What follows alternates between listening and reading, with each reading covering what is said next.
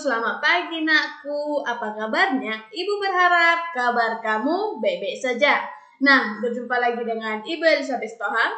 Di sini, Ibu akan menyampaikan materi pembelajaran kita yaitu tema 3C, benda di sekitar kita, subtema 2, wujud benda pembelajaran 2. Adapun tujuan pembelajarannya yaitu yang pertama, kamu dapat menuliskan pengertian massa dan volume benda. Yang kedua, kamu dapat menuliskan contoh sikap tolong-menolong. Oke, baiklah. Wujud benda dibedakan menjadi 3, yaitu benda padat, cair, dan gas. Ciri-ciri benda antara lain memiliki massa dan ruang atau volume. Sekarang buka buku kamu halaman 39 ya. Oke? Di taman ada banyak benda. Ada benda yang berwujud padat. Ada juga yang berwujud cair dan gas.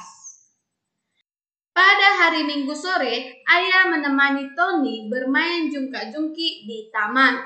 Setelah puas bermain, Tony dan ayah duduk di bangku taman. Oke, sekarang mari kita baca bersama buku kita yang ada di halaman 39 tentang massa dan volume. Perhatikan ya nak ya.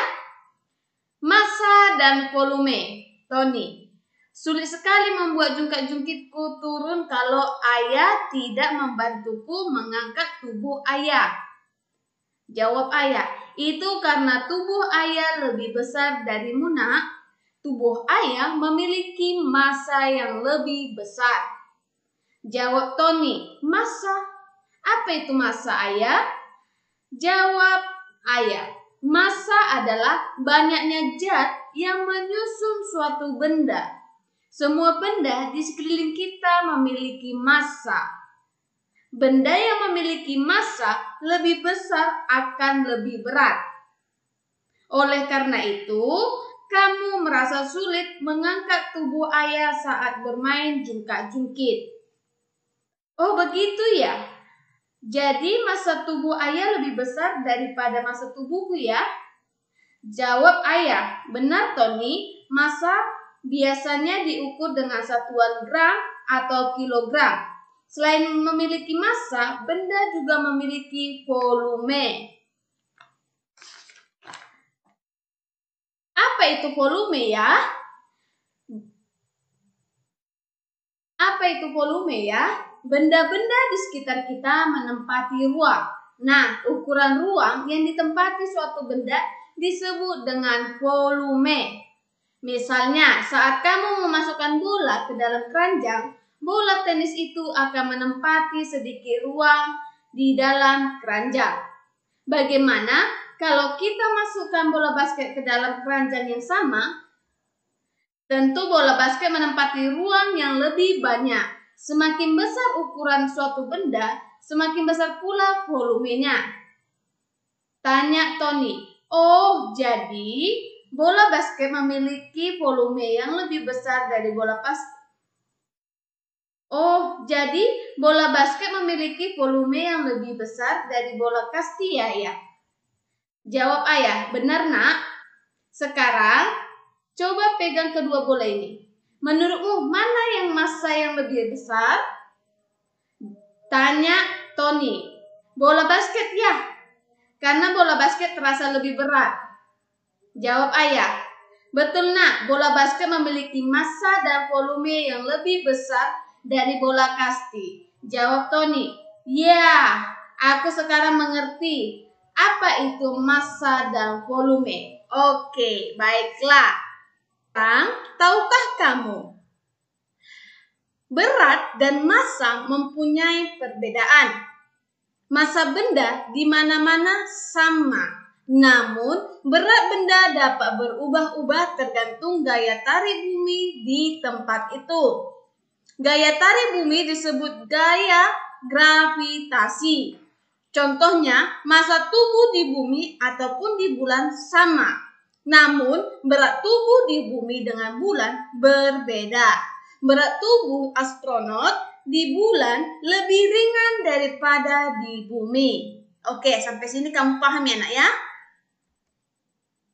Dalam percakapan sehari-hari dan hitungan matematika, orang sering menyamakan istilah berat dengan massa. Seperti kita sering mendengar orang mengatakan, "Berapa beratmu?"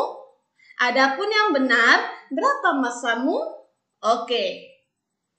Yang diukur pada timbangan adalah massa, bukan berat. Namun karena istilah berat sudah umum digunakan dalam bahasa sehari-hari, gravitasi di permukaan bumi relatif sama, sehingga penggunaan kata berat untuk menggantikan massa masih dibolehkan. Selain massa, benda juga mempunyai volume. Apakah volume benda itu? Ayo. Semua benda menempati ruang. Ukuran ruang yang ditempati oleh suatu benda disebut volume. Benda yang kecil menempati ruang yang lebih kecil dibanding benda yang besar. Hal ini berarti benda yang kecil memiliki volume yang kecil.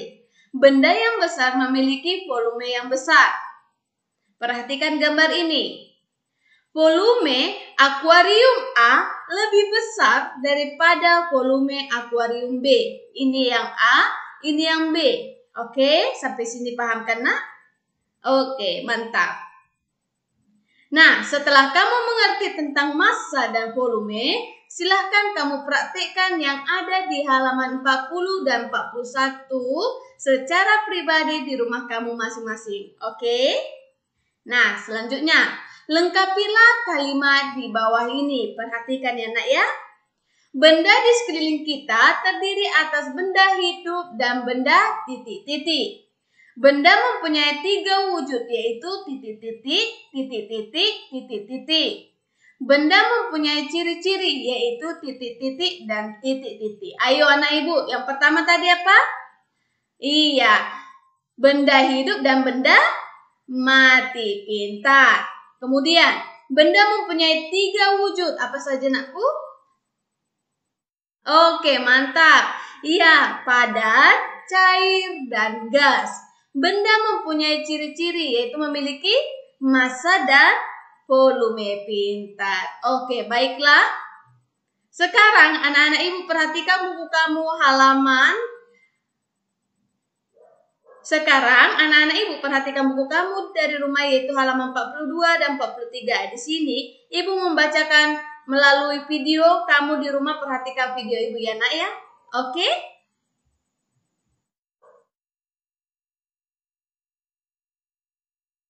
Nah, selanjutnya, tolong menolong adalah saling membantu antar sesama manusia.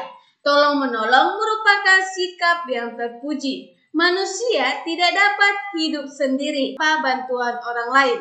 Tolong menolong hendaknya dilakukan dengan tulus. Oke, tulus artinya tidak mengharapkan imbalan dari orang yang ditolong. Ingat ya nak ya. Kita kalau menolong seseorang harus dengan tulus, tidak mengharapkan imbalan orang lain, oke? Baiklah, manfaat tolong menolong. Ayo coba sebutkan manfaat tolong menolong apa saja nakku? Ya? Oke, pintar. Yang pertama itu manfaatnya meringankan beban orang lain. Yang kedua, mempererat persahabatan. Yang ketiga, menumbuhkan kerukunan antar sesama manusia. Keempat, pekerjaan sulit terasa lebih ringan. Selanjutnya, pekerjaan menjadi cepat selesai. Oke, baiklah. Materi kita sudah selesai. Semoga materi ini berguna untuk anak-anak ibu seluruhnya. Sampai jumpa besok di Google Meet ya nak ya. Bye-bye, selamat pagi dan salam sehat.